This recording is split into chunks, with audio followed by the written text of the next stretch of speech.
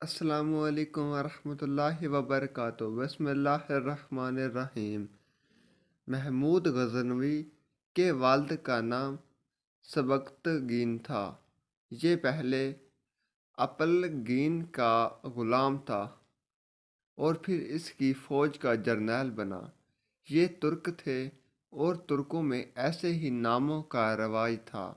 کہتے ہیں کہ محمود کی بہت سی خوبیاں اس کے باپ کی تربیت کا نتیجہ تھیں۔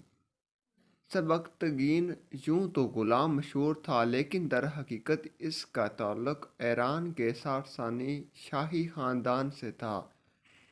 بہادر جرنیل اور خدا مست اور خدایہ درویش تھا۔ اس نے اپنی صلاحیتوں کا لوہا منوایا، حتیٰ کہ الپتاگین نے اپنی بیٹی اور بادشاہ دونوں اس کے حوالے کر دیں۔ امیر ناصر الدین سبکتگین کے نام سے 20 سال غزنوی پر حکومت کی۔ سبکتگین نے کوثاری نامی ایک عورت سے شادی کی اور ان کے بیٹے محمود غزنوی اور اسماعیل غزنوی تھے، جو ایک کے بعد ایک اس کا جانشین ہوا۔ محمود غزنوی کے بیٹے مسعود غزنوی اور محمد غزنوی تھے، جو محمود غزنوی کے بعد اس کے جانشین مقرر ہوئے۔ محمود غزنوی بھی بعد میں سلطنت کے حکمران بنے۔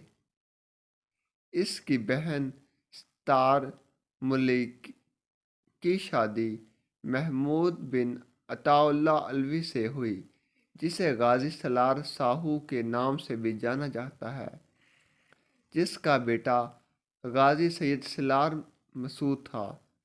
ان کی محبت نے نظموں اور کہانیوں کو متاثر کیا۔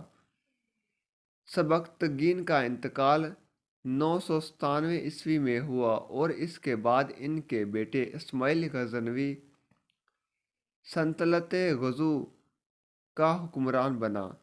سبکتگین کے زیادہ تجربہ کار اور بڑے محمود پر وارث کی حیثیت سے اسماعیل کی تقرری کے پیچھے کی وجہ معلوم نہیں۔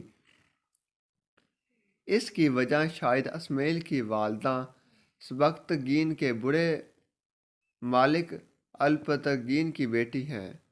محمود نے جلد ہی بغاوت کر دی اور اپنے دوسرے بھائی ابو الفضل لشکرگاہ کے گورنر کی مدد سے اس نے اگلے سال غزنوی کی لڑائی میں اسماعیل کو شکست دی اور غزنوی سلطنت پر اپنا کنٹرول حاصل کر لیا۔